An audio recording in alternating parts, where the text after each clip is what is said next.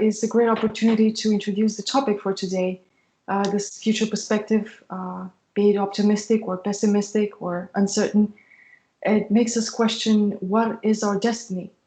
And this is another abstract concept that it's probably not that intuitive as, for instance, the question of morality, because we don't really see how that has practical consequences in our daily life. Mm-hmm. But it's definitely a question that we all have. So how would you start talking about destiny, and how us as Christians, we have that cleared? Well, even though I don't think you can, with 100% certainty, really prove anything, I think what we can get is a high degree of probability. When you look at other worldviews and what they say about the afterlife, if I'm not mistaken, I think some of the pantheistic worldviews, the ones that I think believe in reincarnation, they don't really say much of an afterlife. You live one life and then you come back, you're reborn, and you pay your previous life's karmic debt. Then you've got Islam's view of the afterlife. The thing that I think separates Christianity's view of the afterlife from anyone else's view of the afterlife is the resurrection. Because I feel like, or I believe that Christianity is based on that event. And you have some I was listening to sorry, I'm jumping topic here. I was listening to a podcast between two of my favorite Christian apologists. One is one of Ravi Zacharias' colleagues, Abdu Murray, and then one is Sean McDowell, who teaches at the school I go to. Abdu Murray is a a lawyer by trade, but he's really good. I'll say it that way. He just came out with a new book between him and Ravi Zacharias co-wrote. I heard it was supposed to be Nabil, and then when Nabil passed away, Abdu Murray stepped in. And he says, as a trial lawyer, the most convincing piece of evidence, well, Sean McDowell kind of interjected and said the most convincing piece of evidence that the resurrection actually happened was the creedal report that Paul uses in 1 Corinthians 15, 3-7. Just in case anybody is wondering what that is, let me pull that up real quick. I was also opening my Bible to the chapter. Yeah. Let me know when you're there. I'm here. Okay, he says, I'm reading from ESV. He says, for I have delivered to you as of first of importance what I also received, that Christ died for our sins in accordance with the Scriptures, that he was buried, that he was raised on the third day in accordance with the Scriptures, and that he appeared to Cephas and then to the 12, and then he appeared to more than 500 brothers at one time, most of whom are still alive, though some have fallen asleep. Then he appeared to James, then to the apostles. My favorite verse right here, I like this one. Last of all, as to one untimely born, I think another translation says, as to one abnormally born, he also appeared to me. For I am the least of the apostles and unworthy to be called an apostle because I persecuted the church of God. And Abdu Murray agreed that because that creedal report predates the 40s AD. And most scholars date that within anywhere from a few weeks to 5 years after the crucifixion. So that right there proves that belief in a resurrection happened incredibly early, not hundreds of years later, like skeptics like to believe. But Abdu Murray said the most convincing piece of evidence for him wasn't that. As a trial lawyer, it was the Apostle Paul's conversion. And he said, from a trial lawyer's standpoint or perspective, he says, when you see someone that is incredibly hostile to the point of killing and persecuting Christians, to all of a sudden writing, I think it was a little over 1/3 of the New Testament, becoming the biggest advocate of the side that he was once persecuting. He said that to him was such a compelling piece of evidence that the resurrection happened. So the reason I brought that up is because if the resurrection really happened, and then you listen to what Jesus says about the afterlife, that there's, unless I'm quoting this out of context, he says there's going to be no more sorrow. It's a place of pure joy and happiness. And, it's supposed to be this amazing place. Now, he doesn't go into a whole lot of details as far as what it looks like and, all those kinds of things. But I think the most convincing piece of evidence, in my opinion, that there is an afterlife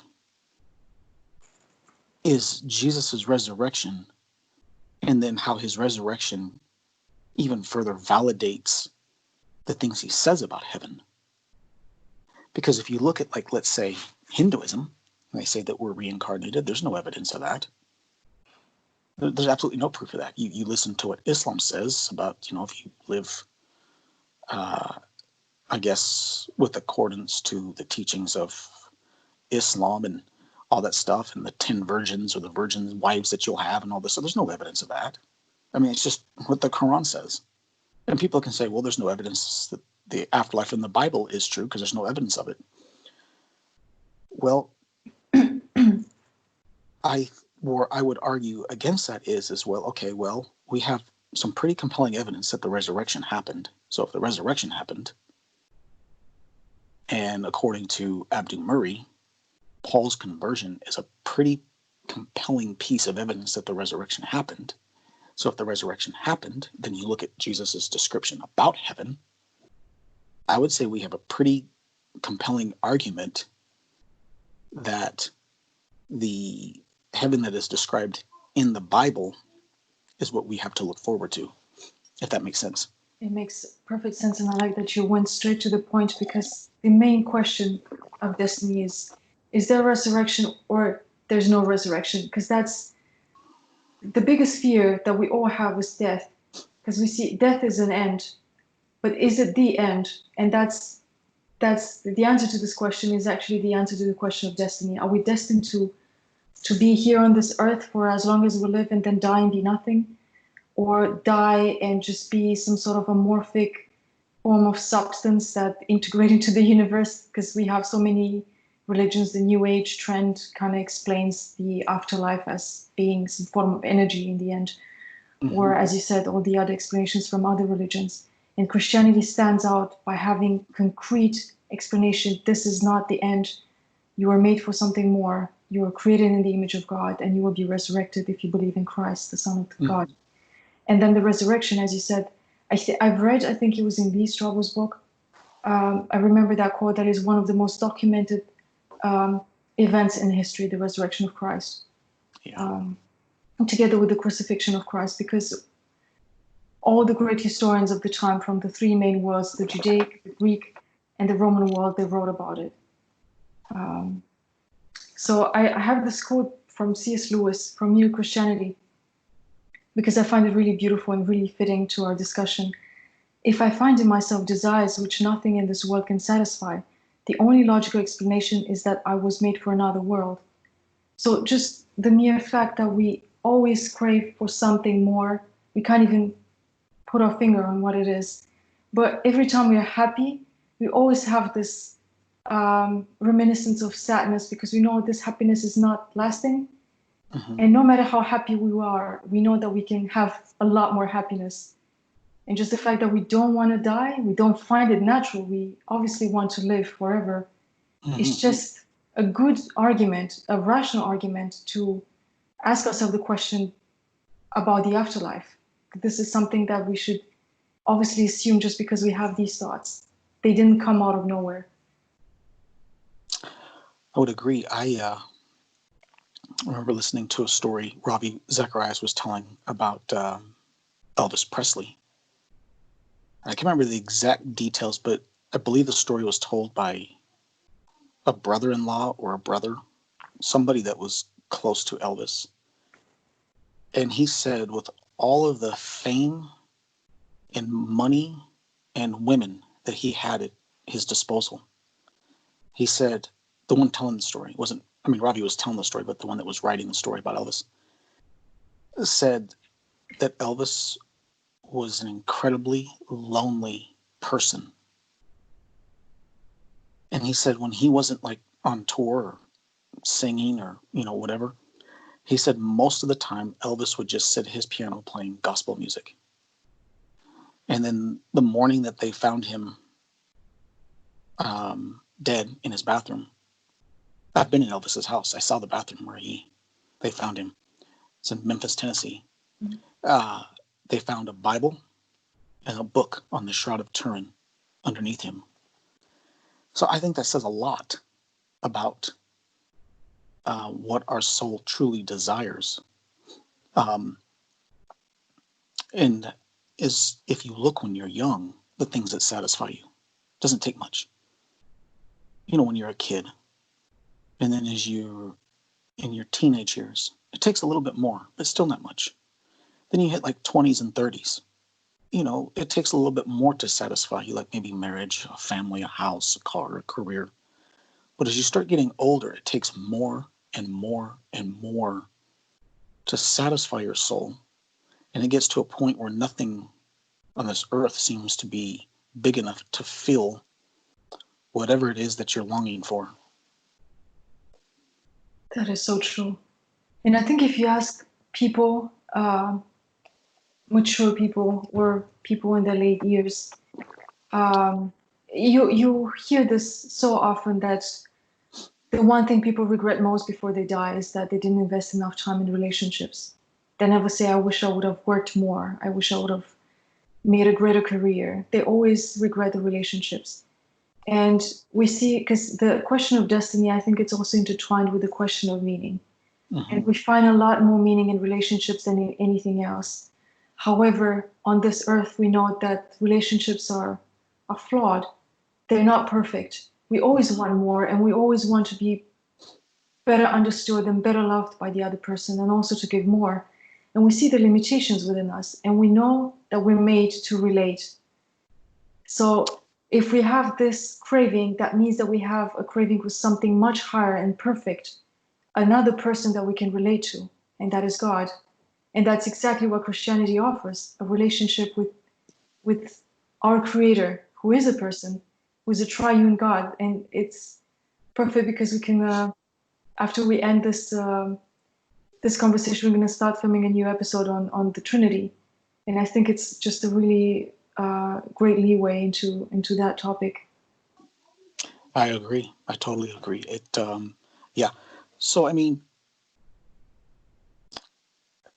I think, like I was saying earlier, you look at the resurrection, you look at the evidence for the resurrection, which I think gives Jesus's words a tremendous amount of credibility. You look at what he says about the afterlife. He talks about hell more than he did heaven.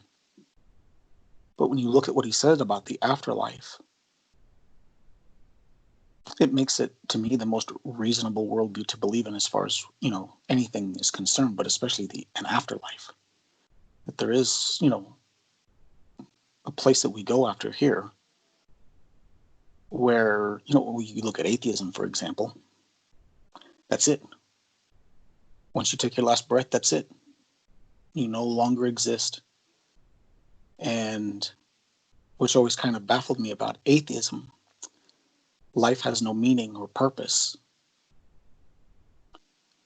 Then what happens to the love that you've established in this life between families and, your children and your spouses, or, your friendship? It was all for nothing. Exactly, makes me think about a Romanian writer, great Romanian writer, Octavian Paler.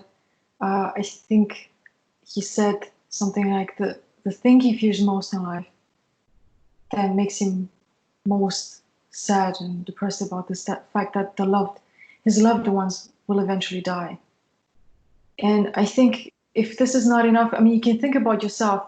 I will die. I don't care. I just know I matter. That's the meaning of life, is just to live. And probably, I don't know what an atheist or an evolutionist would say, like a hardcore Darwinist. But if you think you have children and you have a spouse, you think about them. I mean, you love them so much and they will die. Are you really satisfied with that explanation that they will just die and be nothing? Um, Yeah. I can't, it's very hard for me to imagine how you can be at peace because I see so many atheists that are so satisfied. They always have this smile on their face. That's it. You know, especially here in Scandinavia, I've seen some being interviewed about what they believe in regards to life after death. That's it, and just smile somehow. They feel satisfied that they know things. Is it really possible that you can actually detach yourself emotionally from this topic and really concentrate on the present, like carpe diem, live, seize the day, so much Yeah. that you don't really care? You dissociate these things. Well, I think when you talk to the average atheist, and they, especially if they're young, and they seem so content with this life just being all there is.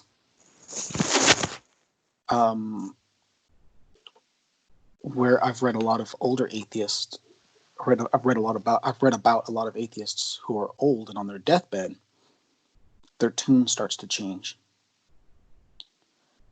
Now they start really wrestling with the fact, okay, it's my turn. And then they start, the song that they were so proudly singing when they were young seems to start changing, if that makes sense. Exactly.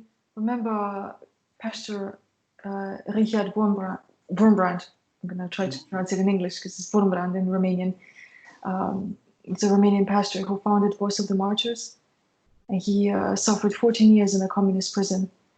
And he said, with a small amount of humor, that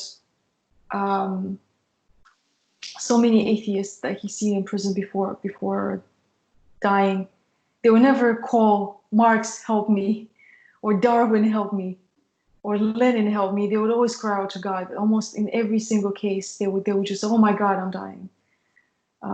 So when you're desperate, you cry out for God. So you have this. It's not intuition. It's more like a reflex in you. Yeah. No matter where you are, in every culture possible, when you're in a difficult situation or you're in a flight or fight Mm-hmm. situation, you always say, "Oh my God!" That's the first thing you say. Yeah. It's like ingrained in your genetics. I worked with an atheist once, and she was really flustered about something. She was my boss. I forgot what it was. Like, just really flustered about. I forgot what it was. It was about 3 or 4 years ago. She said, "Oh, God help me." And I looked at her and I said to her, I won't say her name. I said, I hope she's watching. I know. I said, I didn't think you believed in God. You're an atheist. And all of a sudden it just dawned on her what she said. And she just looked at me and she got really angry. She says, well, that's just something everybody says. I said, yeah, I get that. But I said, you said that so emphatically. You said that with so much emotion behind it. I said, I just noticed that. I just was just kind of baffled by that. And then a few weeks later, she said something in reference to her soul. I said, aren't you an atheist? She said, yeah. I said, then why are you talking about your soul? A soul is something that's transcendent, meaning that there must be some kind of an afterlife if you have a soul. And she said, why do you always like to point out what I say? I said, I'm just curious. I said, you say you're an atheist, you believe that all there is this material world, but now you ask God to help you with something, and then you talk about a soul. I'm just curious if you're really an atheist. That's all it is. But I've noticed a lot of atheists do that. I'll say, oh my God, or God help me, or, you just hear that. I think all atheists do that at some point in their lives. Nobody is absolutely consistent with their own worldview. And it is Yeah, impossible because it's the talk we had about morality. You can't live according to your Darwinian precepts. Like you can't just assume there's no morality and that's just a construct for your survival or for your own benefit, and just live according to that. I agree. They live very inconsistent with their own worldview. I mean, and not to say that Christians don't live inconsistently. I'm not saying that either. I don't mean that like Yeah, hypocritically, but everybody, I believe, at some point in time lives inconsistently with what they believe. But I think it's more. I mean, the reason I like to focus so much on the atheist is because they say there's no afterlife, there's no anything after this, there's no meaning, there's no purpose, but they don't live that way. that is so true. And it's also if you, without sounding pretentious or having an elitistic point of view, but if you're an educated person, you value reason Mm-hmm. and you value practicality and pragmatism, and you probably work in the academia, like most of our audience. I assume there's a lot of students. I mean, if your mind is raw, let's start from tabula rasa, it's blank. If you just look at all the options you have all these religions. You have atheism, which it is a religion because it's faith-based. You Mm-hmm. have Islam, as you mentioned. You have the New Age religions, Buddhism, and all the other things in the world. And all the explanations, they sound like, they really sound like fairy tales. However, Mm-hmm. Christianity offers something, as you said, is evidence-based, the resurrection of Christ. You have historical documentation of the life of Jesus Christ, very reliable sources, incredibly reliable sources. Mm-hmm. And then how the afterlife is explained, it completely resonates and echoes with your longings, and it feels like it makes sense. It doesn't sound like a fairy tale. It sounds too good to be true, but it doesn't sound like a fairy tale. No, it doesn't. And It, it makes perfect sense. So I think just based on that, if it's just your first impression, I think it should stand out from all other alternatives. there's if you talk to I don't know if you're familiar with the Mormon Church or the LDS faith. It's the same church. They just have a few different titles. You talk to them about afterlife, and it's no different than what we have here on Earth. You still work. You are still married. You continue to have children and all that other stuff. It's Mm-hmm. almost kind of similar to Islam in a sense, because Muslims believe that you get like these 10 virgin wives and all that stuff. Exactly. And Didn't they have when you something like women are always going to be pregnant and heaven? I didn't read much about it, but there was something like just a continuous, just childbearing heaven, which is really fun. something that Yeah. is kind of funny, but then when you talk to and then when you talk to when they talk to you about it, oh, they just get this big smile on their face that, oh, I'll have my wife again and blah blah blah blah blah, and and we'll have kids and we'll continue to work. And I said, yeah, but then when you talk to them about spending eternity with their creator and worshiping him, they almost get like this almost this dissatisfied look on their face, like, well, no, that's, it's almost like they're saying, well, no, no, no, that's not heaven. Heaven, I got to be with my wife again, and we're still going to be married. But you go, well, wait a minute. What if heaven was just about being with God and being in the presence of God and worshiping him? And it's just funny, their reaction when you speak to them about heaven. They believe there's 3 different levels of heaven. They don't really believe in a hell. They believe in like some kind of spirit prison. And then they go do what's called baptisms for the dead. And the person who's in spirit prison has the opportunity to accept the gospel and then go into one of 3 levels. The highest levels where God is, and it's just this whole.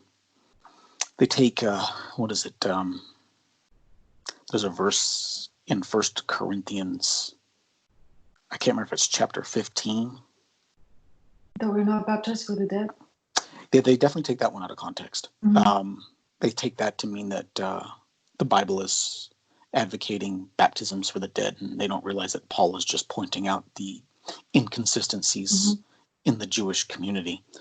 Um, There's another one, I forget where it's at, where Paul talks about the difference between a resurrected body and a one that hasn't been resurrected, and the way he's referencing like the moon and the sun. I forget where that's at. They take that out of context It and is believe in that Corinthians, I think. it is a 15.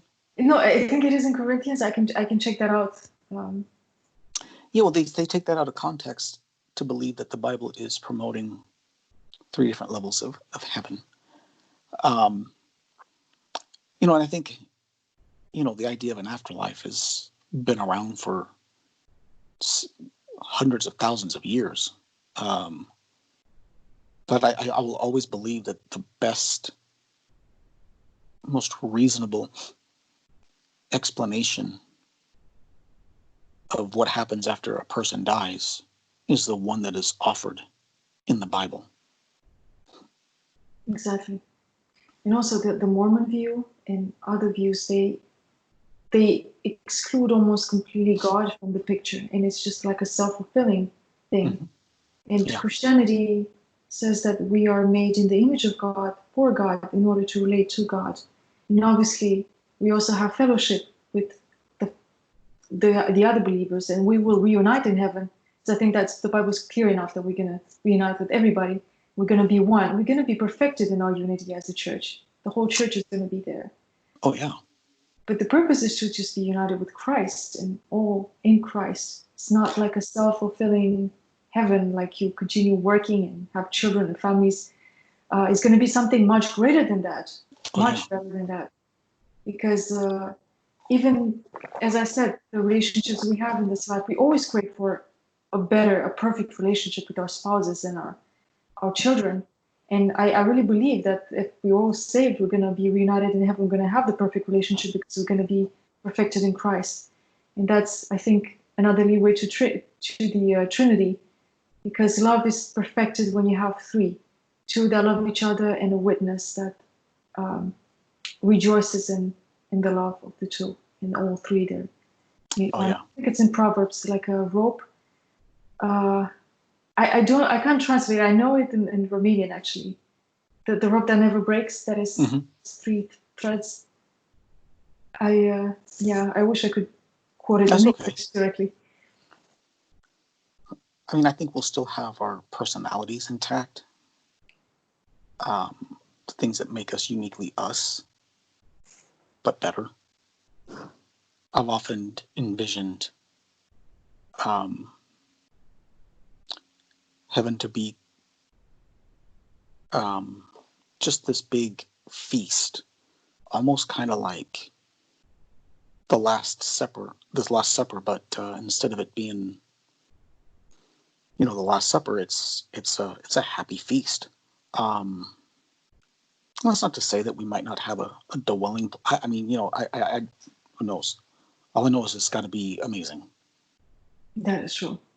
And the Bible there's so many references to heaven in the Bible and the Revelations. And we do have heavenly buildings, and we have what I see it is like Eden, but way better than Eden. Mm-hmm. And Christ is with us, and we don't need the sun because Christ is going to be the eternal light and going to be united with him. So there's things that we cannot imagine with our limited minds, and it's like seeing things, as the Apostle Paul said, in a mirror. We don't see it completely, but when we'll be in heaven, we will see things face to face, because we're face to face with Christ and going to know the truth. I mean, that's not to say that I can't come over to, a friend's house and borrow a cup of sugar. I mean, there's a lot of details that I don't think any of us know, or will ever know until that time comes. But, like I said, I think the most reasonable definition of heaven to believe is the one depicted in the Bible. That is true. And with that, we can conclude because our time is up. And I would also ask you, do you have a recommendation, be it a Bible verse that our audience should study and meditate upon, a chapter or a book? Here's what I would say. Anybody can give you a description of what heaven is and say, this is what heaven is. And I think what we should really focus on is, at least from a Christian perspective, is this, okay, well, how do we know that Christianity is true? Focus on the resurrection. If you focus on the resurrection, and you'll see that there's a lot of good historical data that shows the resurrection happened, then you can look into what Christ said about heaven and what the New Testament says about heaven. Then you can safely conclude that the heaven depicted in the New Testament or in the Bible is probably the most reasonable one to believe in. Because, I mean, you go to any religion, there's an afterlife, except maybe atheism. You know, you go to Hinduism and you go to Sikhism and you go to Mormonism and, you know, all of the isms, and they'll say this and they'll say that. And, you know, to me, my dad believed in reincarnation. And he believed it wholeheartedly. I can never figure out why. The resurrection. Because the resurrection, I believe, happened historically. That tells me that the afterlife that Jesus talked about is real. Heaven and hell. And you, in my opinion, basically choose where you go. And that's that. And I don't think heaven, I'll say this, heaven without Christ is not a heaven. That's no heaven I would want to be in. Amen to that. And read 1 Corinthians chapter 15, because that's... Yeah, 15, 3 through 7, or 3 through 8, if you want to finish all the way down to what Paul says about himself. But yeah. That's the entire chapter. Yeah. So I would say there. That's 1 right. Corinthians 15, 3 through 8. Thank you, Justin, for joining today. We will meet up again to talk about Trinicy. I hope you enjoyed this conversation. See you next time.